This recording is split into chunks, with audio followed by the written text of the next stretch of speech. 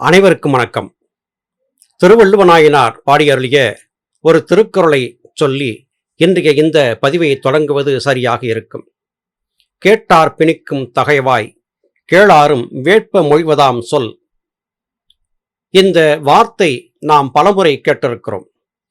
ஒரு சொல் என்பது கேட்பவரை லயித்து நிற்கும்படி செய்யும்படியாக இருக்க வேண்டும்.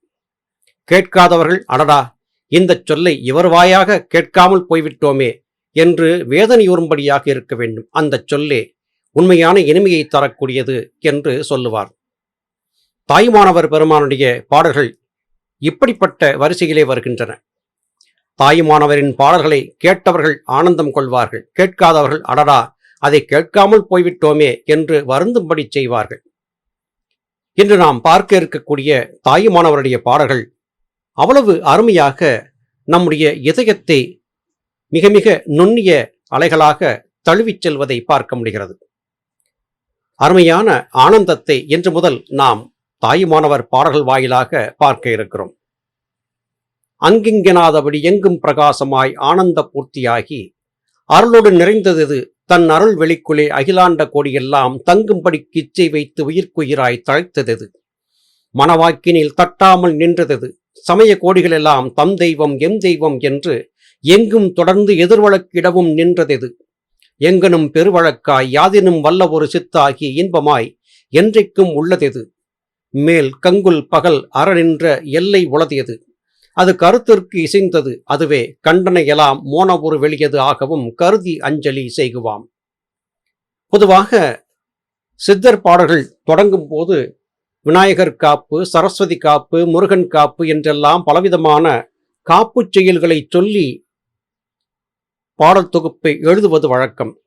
இங்கே நேரடியாக பராபரத்தை தொழுது தன்னுடைய பாடலை தாயுமானவர் தொடங்குகிறார். பராபரம் எங்கே இருக்கிறது என்கிற வினா எல்லோரிடத்திலும் இருக்கிறது. அது எங்கு இருக்கிறது என்பதை பற்றி தாயுமானவர் சொல்கிறார். அங்கு இங்கு எனாதபடி எங்கும் பிரகாசமாக ஆனந்தம் என்கிற நிலையிலே பராபரம் இருக்கிறது என்று சுட்டுகிறார். அது மாத்திரமல்ல, பராபரம் அருள் கண் கொண்டு எல்லோரையும் சமமாக பார்க்கிறது என்றும் குறிப்பிடுகிறார். அந்த அருளே பரவெளியாக, அண்டவெளியாக, ஆகாய வழியாக அகிலாண்ட கோடி அண்டங்கள் எல்லாம் பரவி கிடக்கிறது என்றும் குறிப்பிடுகிறார். அண்டங்கள் எத்தனை இருக்கின்றன என்று கேட்டால் நாம் இருக்கும் அண்டம் மாத்திரமே என்று நாம் சொல்லுவது வழக்கம். ஆனால் அகிலாண்ட கோடி அண்டங்கள் இருப்பதாக தாயுமானவர் இங்கே குறிப்பிடுகிறார். நாம் இருக்கும் இந்த பூமியை பற்றி பெரிதாக கருதி கொண்டிருக்கிறோம். அல்ல, நாம் இந்த அண்டங்களை தாண்டியும் எண்ணற்ற அண்டங்கள் இருப்பதை உணராமல் இருக்கிறோம்.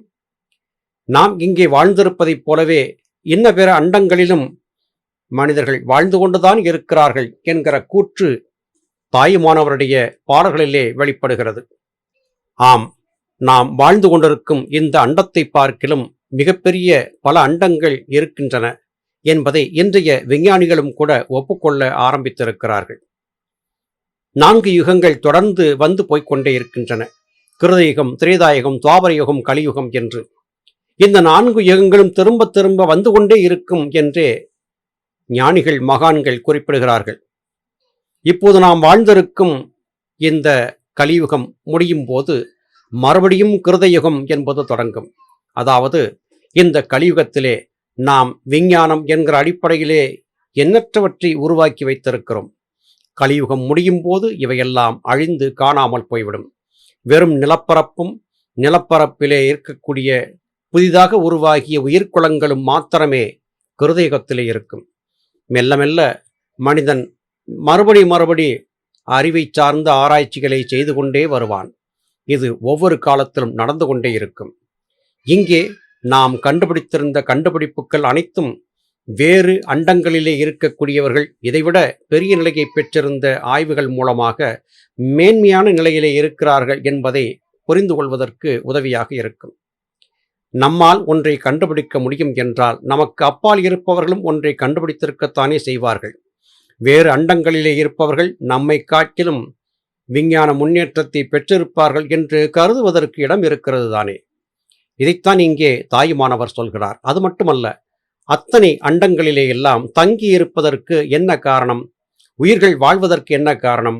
ஆசையே காரணம் என்று குறிப்பிடுகிறார்.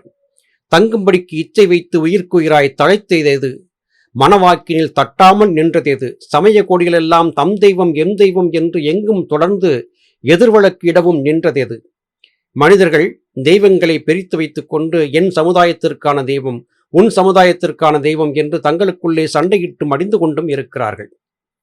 உண்மையிலேயே கோடிக்கணக்கான சமயங்களை மனிதன் கற்பித்து அதிலே தங்களுடைய நிலையே பெரிது என்று வாதிட்டு கொண்டும் இருக்கிறான்.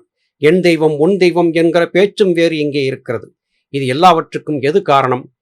இவை ஏற்படுவதற்கு எது காரணம் என்று பார்த்தால் ஆசைதான் காரணம் என்றாகிறது.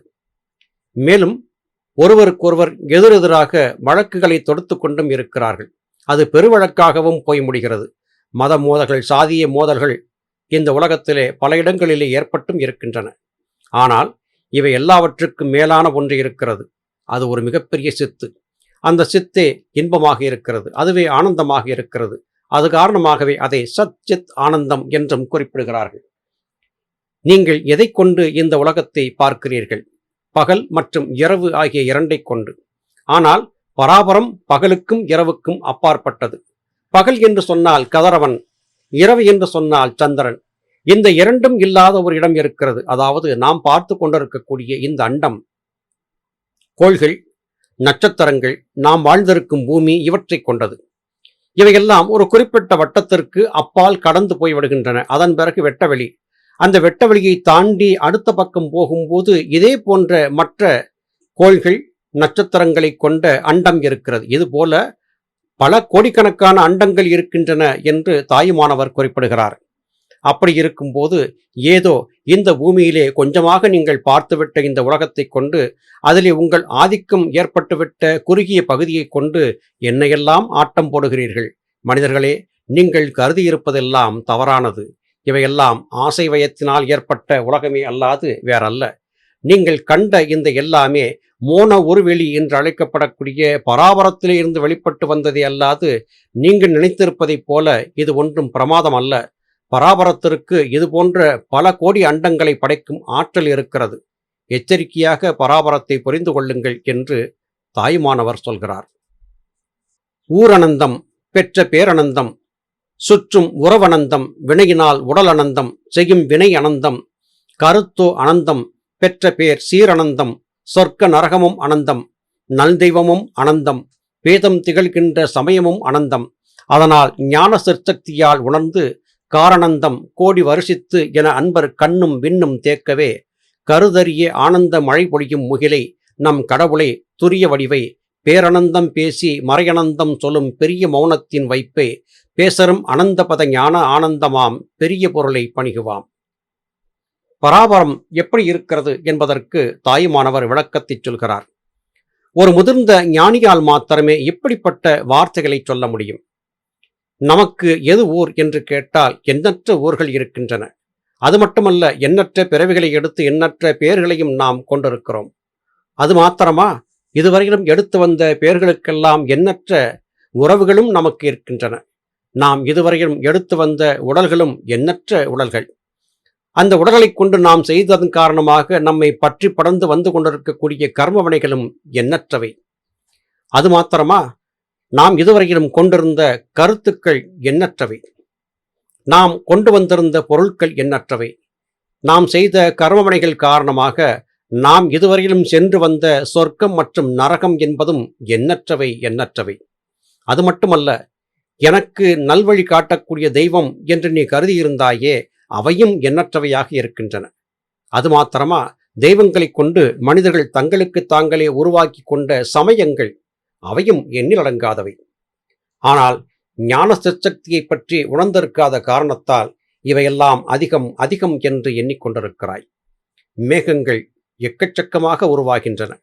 ஆனால் மழை என்பது தண்ணீர் என்கிற ஒற்றை வார்த்தையிலே ஒடுக்கப்படுகிறது.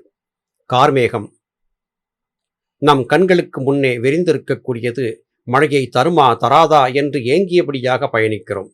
அந்த கார்மேகத்திலே குளிர்ந்த காற்று சென்று மோதும் போது மழை வருஷிக்கிறது. இது எப்படி நிகழ்கிறது என்பது நமக்கு தெரியாத புதிராகவே இருக்கிறது.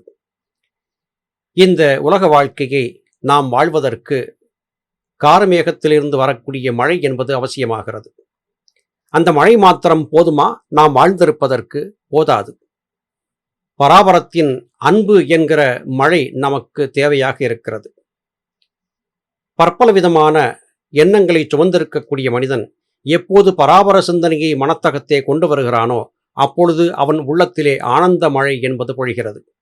அந்த ஆனந்த மழை எப்படி பொழியும்?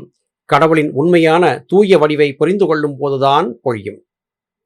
பற்பல விதமான சமயங்கள் என் சமயம் பெரிது உன் சமயம் பெரிது என்று பேசி ஒருவருக்கொருவர் சண்டையிட்டுக் கொண்டிருப்பதால் இந்த பராபரத்தின் உண்மையான வடிவத்தை நாம் உணராமல் போகிறோம். இதை உணர வேண்டும் என்றால் என்ன செய்ய வேண்டும்? சும்மா இரு சொல்லற என்று சொன்னதைப் போல மௌனமாக இருக்க வேண்டும். புலன்கள் சார்ந்து பார்க்கக்கூடிய இந்த உலகத்தை பார்க்கும் போக்கை நிறுத்தி மௌனமாக அமைதியாக வெறும் சாட்சியாக மாத்திரம் இந்த உலகத்தை பார்த்தபடி பயணிக்க வேண்டும். அது சாதாரண மௌனம் அல்ல, மிகப்பெரிய மௌனம். அந்த மௌனம் என்பது வந்தபோது இதுவரையிலும் பேசி வந்திருந்த பேச்சுக்கள் எல்லாம் நின்று போகின்றன. நமக்கு ஞானத்தை முத்தி மோட்சத்தை தரக்கூடிய பராபரம் என்கிற அந்த பெரிய பரம்பொருளை மாத்திரமே சிந்தித்து நாம் பயணிக்கும் போது இதுவரையிலும் நாம் கொண்டிருந்த ஆசாபாசங்களிலிருந்து விடுபடக்கூடிய நிலையை பெறுகிறோம். உண்மையான பராபரத்தை புரிய வேண்டும் என்றால் நாம் இதுகாரும் கருதியிருந்த இந்த உலகம் என்பது பொய், மாயை என்பதை புரிந்திருக்க வேண்டும். உலக வாழ்க்கை வாழ்ந்திருந்தாலும் கூட வெறும் சாட்சியாக மாத்திரம் இந்த உலகத்தை பார்த்தபடி பயணிக்க பழக வேண்டும். அப்பொழுது தூய மௌனம் என்பது வாய்க்கும். தூய மௌனம் என்பது வாய்த்த போது பராபரத்தின் ஆனந்த மழை நம் மீது பொழியும். நல்லது சகோதர சகோதரிகளே, மீண்டும் அடுத்த பதிவிலே உங்களை சந்திக்கிறேன். அதுவரையிலும் நன்றி, வணக்கம்.